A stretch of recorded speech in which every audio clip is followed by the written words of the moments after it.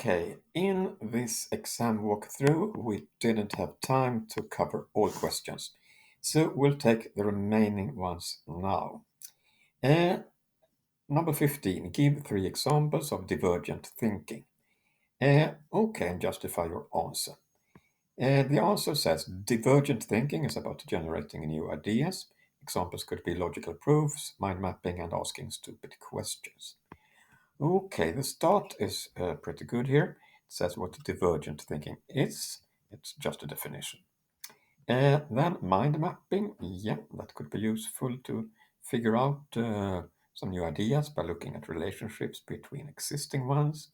Asking stupid questions can also help to be innovative. Brainstorming would be another typical example of divergent thinking, but logical proofs seems a bit strange. Logical proofs, they are about showing very clearly, explicitly, decisively, and with perfect certainty that something actually is the case or is not. So I would say that here logical proof that should not be included as an example of divergent thinking. Okay, on to 16. Can the structure of an artifact also be its function? And justify your answer. A typical common form of an exam question. Not a very difficult question either. But anyway, you need to provide some argument for it. Here, the answer is yes. An artifact structure seamlessly transforms through behavioral construction into artifact function. Well, to me, this argument is only gibberish. Nonsense. It's impossible to say what it means. It's just a random rambling of words that are pulled together. So that doesn't work at all. And in fact, the answer is no. Artifact structure and function are two totally different things. It's just to look at the definition. Structure equals components of an artifact and their relationships. And on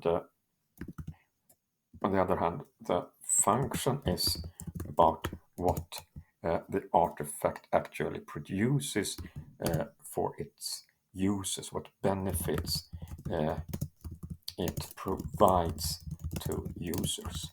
So to answer this question with no, you should just write down the definitions here and point out that these are completely different.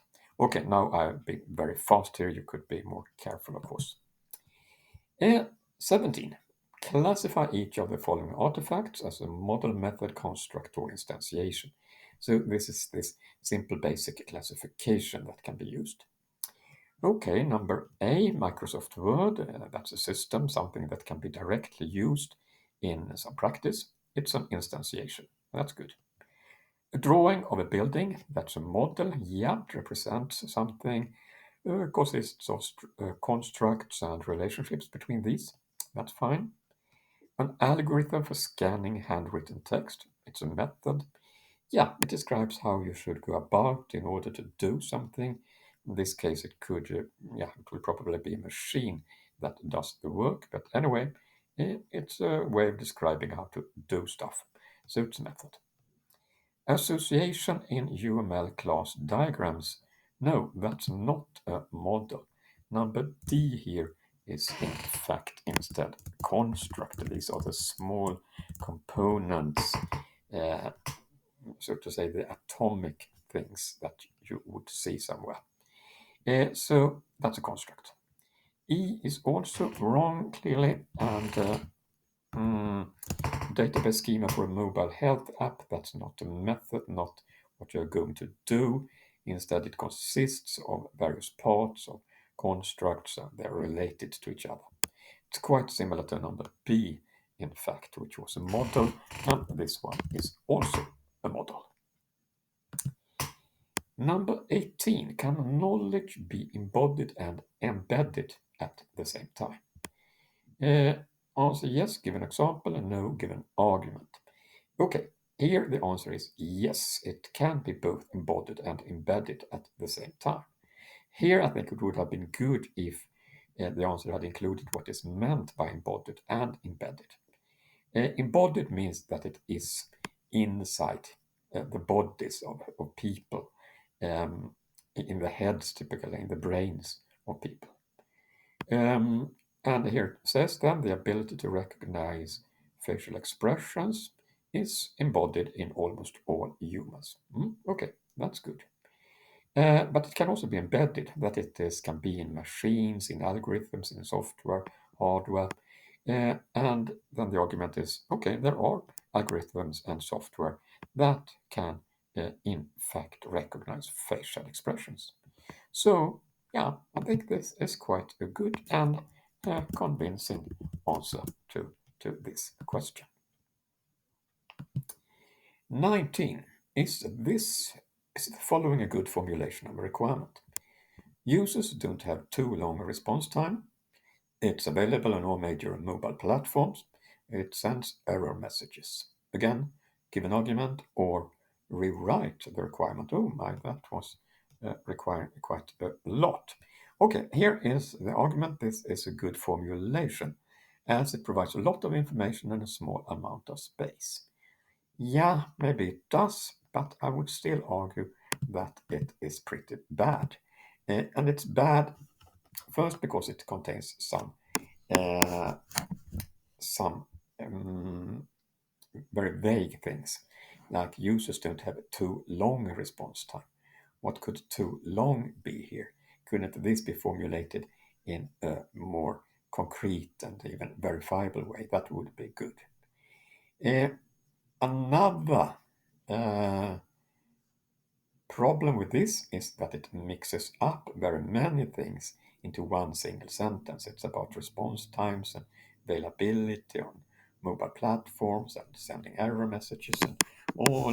They're quite distinct stuff and they're sitting together here. So it's better to keep things small and simple and divide it instead. So let me quickly see if I can write down something here.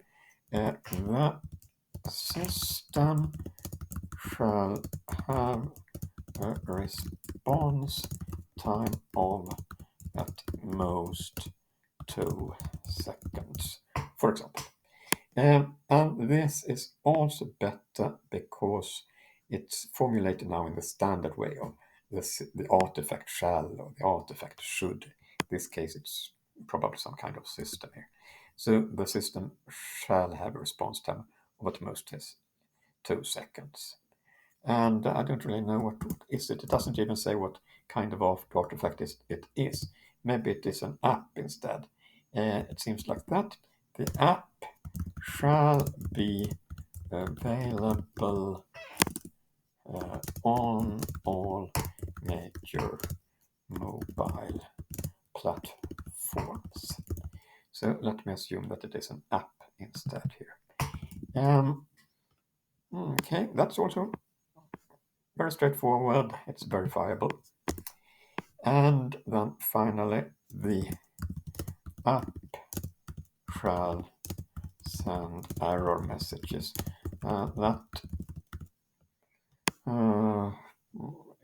It's a little cryptic. When should really specify also when it should send these error messages. But let us leave it by that.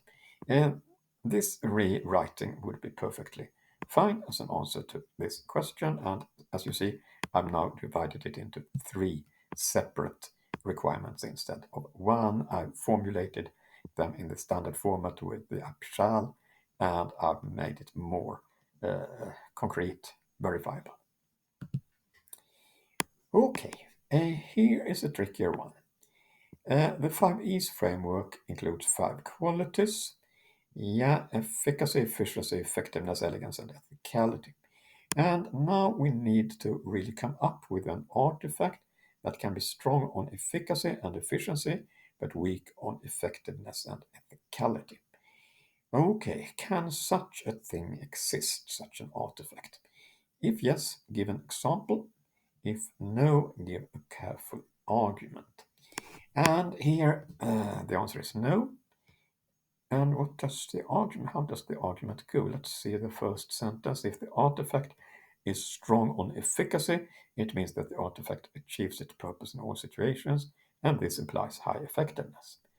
That is a lousy argument, because it just says if the artifact is strong on efficacy, then it must be strong on effectiveness also. But why? There's no good argument for that. This is just the definition of, this is, even worse. It says that if it's strong on efficacy, that is, if it works in ideal situations, then it means that the artifact achieves its purpose in all situations. That's definitely not true. And this is even stranger. So this is a very weak argument. So the suspicion is then is if you can't come up with a good argument, if you try a little, maybe you believe this can't exist, you try and you don't succeed, then you should instead try to look for some counterexample. My imagination is not so good, but I would say we could try to find a medicine with these properties. Let us say that we have some medicine, maybe a pill. It has high efficacy. It always cures the disease. So it's very high efficacy.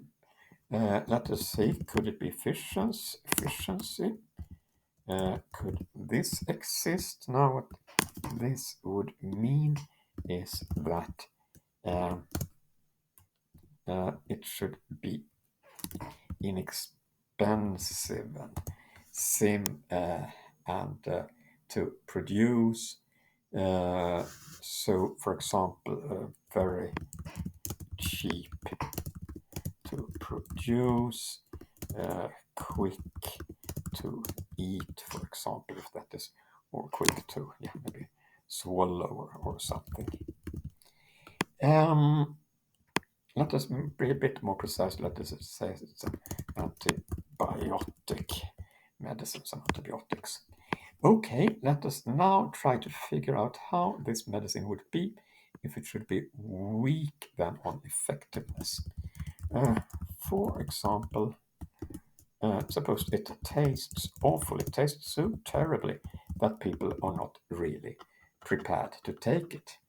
Okay, they might be interested in taking it because it will cure their disease, but the taste is so terrible that they will in practice avoid taking the medicine as it should. So, if people take it, then it really works well in the ideal situation. People take it as they should. But in everyday life, this bad taste means that the patients, won't really take it as they should do it. So it's not good on effectiveness. Ethicality, we can just think up here that it is causes a lot of bacteria resistance because it's some certain kind of antibiotic with this particular property. All antibiotics have that problem, but let us assume this one is particularly bad in this respect. And I mean, it's not difficult to think about such a medicine that actually has all of these properties together, that's perfectly compatible with each other. So now we have come up with an example showing that there can be some artifact good on efficacy and efficiency, but bad on effectiveness and ethicality. Okay, on to 21. Requirements and artifacts are defined by stakeholders, and there may be many stakeholders. Is it possible that different stakeholders can have conflicting requirements? That is, that the requirements can't be fulfilled at the same time. Okay, here again, if you want to answer yes, you should give an example of such a situation. And here's an example. In a healthcare setting, the personnel could have the requirement that all information about the patient should be easily accessible. That's a good and reasonable requirement they could have. But here is a conflicting requirement, in fact. Patients could have a privacy requirement, saying that some patient information should be very much restricted in access. So it should be difficult for anyone to get hold of that for privacy reasons, and that's also a perfectly legitimate requirement to have. So I would say that this actually provides a very good argument and a good example showing that different stakeholders can have conflicting requirements. And in fact, you could also think about in making this question a little harder. Could one and the same stakeholder have conflicting requirements? I think so, but please consider that question. Okay, number 22. Are functional requirements generally more important than non-functional ones? Justify your answer. Yes, goes the answer. Functional requirements are more important because they specify what an artifact should offer to its users, which is clearly more important than the way in which the artifact offers its functions. I would say that this is again a very bad answer. It just reiterates the question. It doesn't provide any real argument. It just says functional requirements are more important, and then comes only the definition of functional requirement. But, well, there is no argument, no line of reasoning, no logic here, just categorically stating which is clearly more important than blah blah. Why should it be? Exactly that is what we need an argument for. And there is no argument here, just restating the question. And in fact, the answer is wrong. No, I would say here. Let us take then a functional requirement first. The brakes should be able to stop the car. I mean, this is exactly what you have brakes for. This is the benefit they should provide. And that's, of course, a good and important.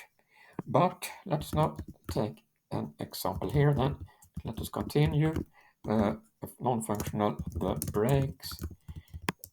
My point here is, okay, it's not sufficient just to say that it should be able to stop the car. This is pretty uninteresting. If it takes 5 minutes to stop the car, such brakes are totally useless. It must be fast enough. So we would add some non-functional requirements, requirement how well this should be carried out, how well this braking should be done. So the brake should be able to stop the car, and now I'm so bad at within 10 seconds when it drives in, I don't know, how many kilometers per hour. You are maybe more knowledgeable about that than I am. But as you see, this is just as important. We need to know how fast the brakes actually will work and how well they will stop and how fast they will stop the car. Again, a car that is stopped by the brakes, but it takes a long time, that's useless. You also need to stop it fast. So I would claim that this is a good argument why non-functional requirements can be just as important as functional ones. You can certainly come up with many other examples. Okay, here is now 23, the final question. Give an example of a problem for which it's not appropriate to use a satisficing strategy. Then we must remind here what is a satisficing strategy. Okay, the general idea is about the level of ambition. Sometimes you have the time and the energy and the resources to figure out a really good solution. You spend a lot of time, you consider different alternatives, and after a long time, you decide to choose this alternative and you develop that one. And that's wonderful if you have lots of resources. But sometimes resources are scarce, you don't have much time, and then you just pick the first or the second alternative that pops up. And if that at least has some benefits to it, that might be good enough given this problematic situation of uh, scarce resources. So let us take an example where it would not be appropriate to use a satisficing strategy, where you should actually look around for a better, a really good solution. Okay, development of a vaccine for COVID-19. Um, you shouldn't just go for the first or second option, not something only that is good enough. Uh, you If you just pick quickly some solution that reduces the consequences and of having COVID-19, well, that might not be an acceptable solution because there might be severe side effects. So what companies have done and what authorities have required is to really carefully test the safety of the vaccine. So this is not the situation where it would be appropriate to use a satisficing strategy. And the reason basically for that is that COVID-19 is not such a very dangerous disease. You can take your time and really check out the side effects of a vaccine.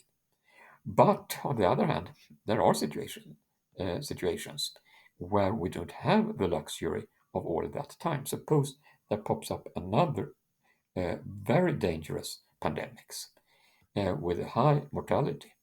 Then we can't spend months or years to figure out exactly what about side effects. Then we might instead choose a satisfying strategy, find a vaccine that stops people from dying, and not care so much about the side effects. So, when to use a satisfying strategy or not depends on the situation at hand, how much resources you actually have.